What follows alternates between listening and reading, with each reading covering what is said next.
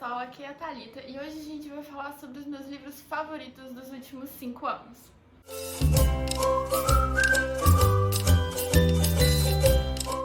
Eu tava olhando minhas anotações de leitura porque, como boa virginiana, eu tenho tudo anotado nos mínimos detalhes e eu percebi que tem 5 anos que eu faço uma anotação detalhada dos livros que eu li naquele ano.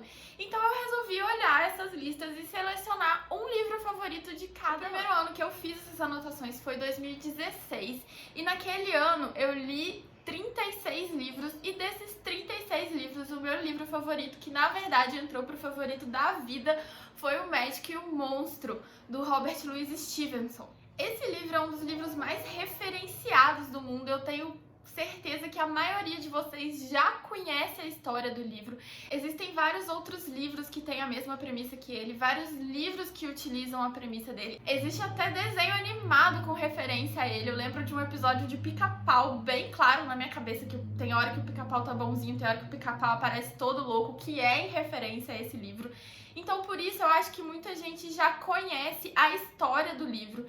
E eu também conheci a história do livro, então eu fui ler esse livro achando que eu não ia gostar tanto. Que eu ia ler só pra conhecer o clássico, pra conhecer de onde essas referências eram tiradas, mas que ele não ia me encantar. Mas eu estava completamente errada. Para quem não conhece a história, o livro ele se passa em Londres no final do século XIX e existe uma série de assassinatos bem estranhos acontecendo na cidade. A primeira parte do livro ela é narrada pelo advogado Gabriel Utterson, que ele presencia um desses crimes acontecendo, inclusive ele vê quem comete o crime, que é o Edward Hyde, que é um homem super esquisito, e esse advogado vai começar a investigar a vida desse cara. E ele vai se deparar com o fato de que um de seus clientes, o Henry Jekyll, ele tem algum tipo de relação com esse Hyde. O Jekyll, inclusive, vai deixar um testamento deixando todos os seus bens pro Hyde. E esse advogado fica super confuso com essa relação, começa a questionar o seu cliente, começa a investigar qual é a relação que existe entre eles. Quem conhece a história vai saber qual é a relação que existe entre eles, e essa é a grande revelação do final. Então, por isso que eu achei que o livro não teria tanto apelo pra mim, porque quando ele foi lançado como um grande livro de terror e suspense, e realmente o enredo da história é o suspense relacionado à relação existente entre esses dois personagens que a gente só vai descobrir no fim. Então, como vocês... para algumas pessoas já vai começar sabendo dessa revelação, pode parecer que o livro vai ser chato, mas não é. Primeiro porque a escrita do livro é incrível, eu adoro a escrita do Robert Louis Stevenson, ele envolve a gente na trama, ele envolve a gente com os personagens, a gente se identifica com os personagens, então é muito divertido você ler essa história. Segundo, porque por trás de toda essa história de suspense e terror, ele tem uma história sobre a natureza humana, sobre a dualidade da natureza humana. Ele vai discutir muito isso de que ninguém é totalmente bom nem totalmente ruim, a gente tem as duas coisas dentro da gente e cada um vai ter um gatilhozinho pra ativar esse lado ruim. O que vai ativar o seu lado ruim? É a fala de alguém? É uma situação? É um sentimento? Então a gente tem toda essa discussão dentro do livro.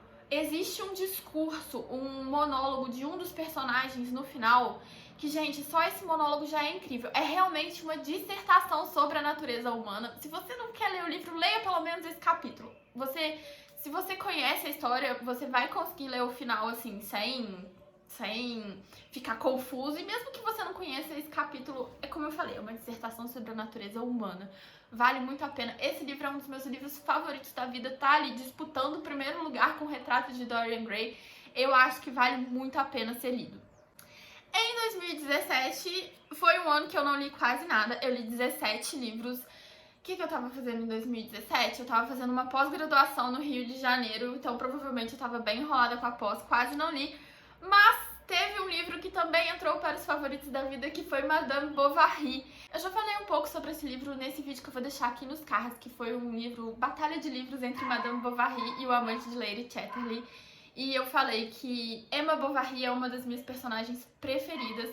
Nesse livro a gente tem a história da Emma, que ela vai se casar acreditando que o casamento vai ser um conto de fadas, a realização de um sonho, e quando ela se casa ela percebe que não é bem aquilo, ela não se adapta à vida de casada, ela começa a perder um pouco o encantamento que ela tinha com seu marido e ela vai se envolver num caso amoroso. Esse livro ele foi um escândalo na época. Como assim uma mulher adúltera?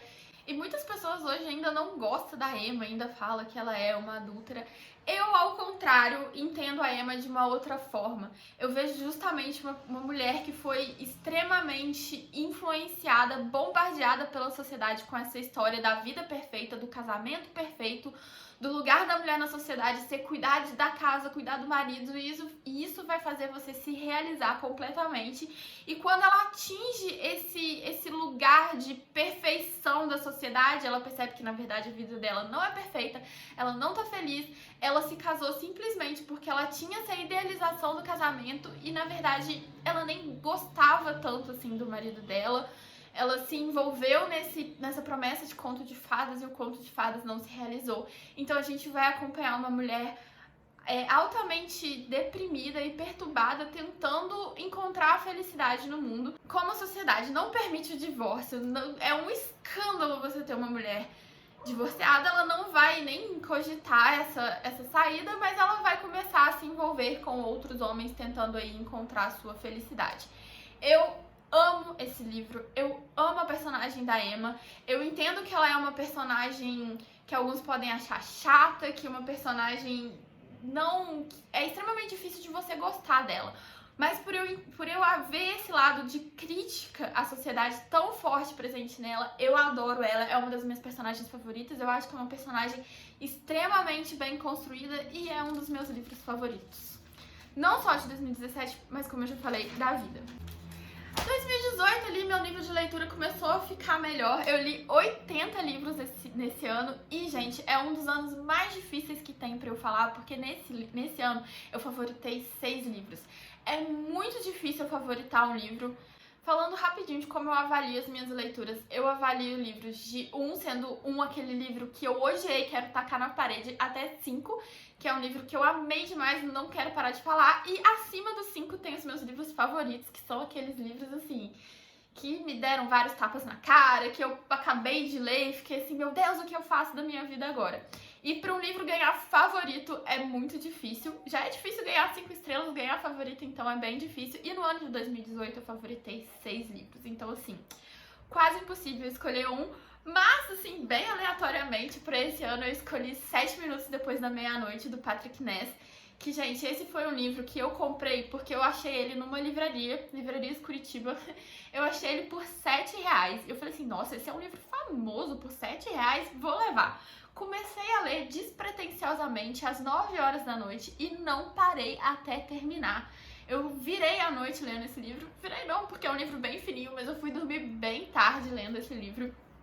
Nesse livro a gente tem a história de uma criança que ela sofre muito bullying na escola, ela já tem toda uma convivência difícil com a sociedade e, por cima de tudo, a mãe dele ainda tá muito doente.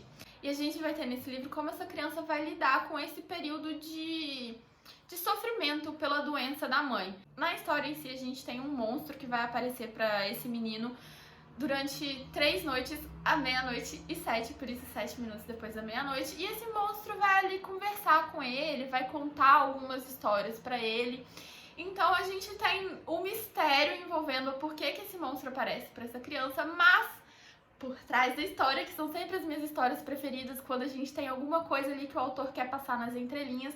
Esse monstro, na verdade, é uma representação de como essa criança está lidando com o sofrimento da doença da mãe, que é uma doença muito grave, ela corre perigo de vida. Então a gente tem essa representação que a criança cria no mundo real para tentar lidar com esse sofrimento.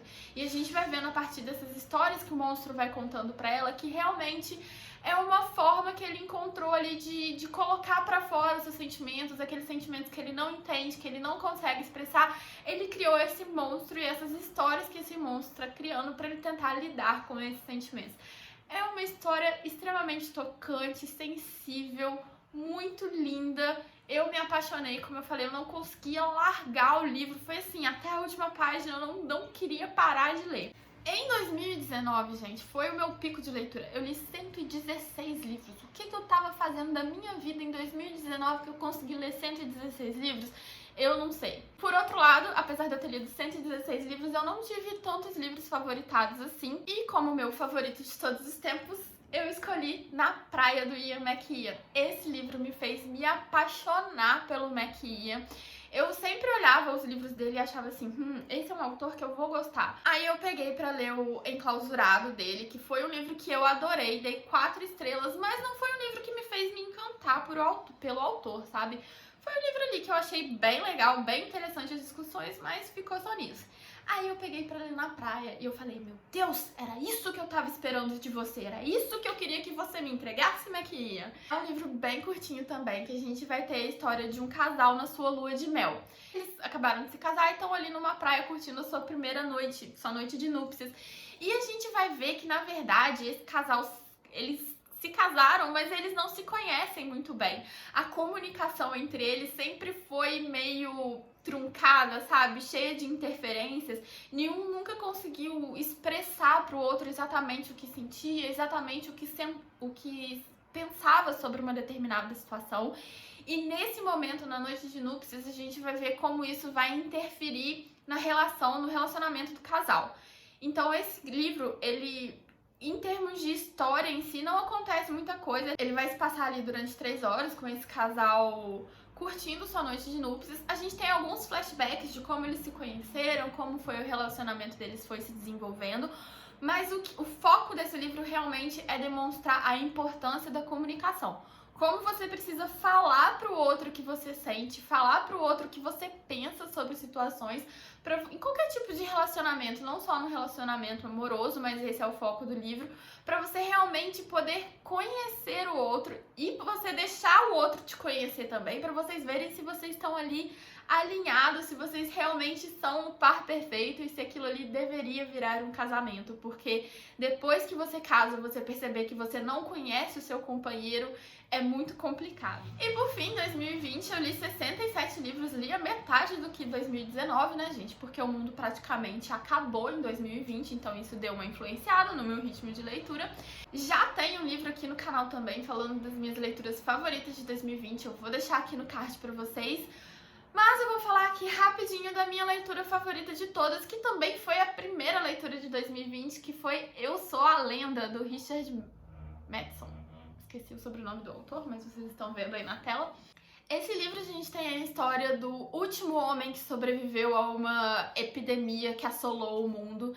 E só existe esse homem e vampiros. E ele tem que sobreviver aos vampiros. Essa seria a história do livro, ele tentando sobreviver aos vampiros, mas por trás da história, como a gente tá percebendo que é um tema recorrente nesses livros, a gente tem o homem tentando lidar com a solidão. O grande vilão do livro e a grande coisa que ele realmente tem que enfrentar nesse livro é a solidão. É o fato dele ser o último homem do mundo. Aí a gente tem toda uma exploração de como é importante o contato com o outro, a convivência com o outro, como é a vivência em sociedade que faz a gente humano. Quando a gente se vê sozinho, a gente se vê completamente debilitado e como que isso vai afetando o nosso emocional, a nossa vida, como é importante a convivência. E vou deixar registrado mais uma vez que quando você descobre o motivo do título do livro, seu mundo acaba. Eu fiquei assim, meu Deus, que incrível, que sacada sensacional desse autor. Realmente, assim, e você descobre no último momento, na última cena que você vai descobrir. Mas vale muito a pena essa descoberta. É sensacional. Eu acho que é um dos melhores finais que eu já vi em algum livro, foi de Eu Sou a Lenda. Bom, então é isso, pessoal. Essas são as minhas 5 leituras favoritas dos últimos 5 anos. Deixa aqui embaixo pra mim quais são as suas leituras favoritas dos últimos tempos. E eu vejo vocês no próximo vídeo. Tchau!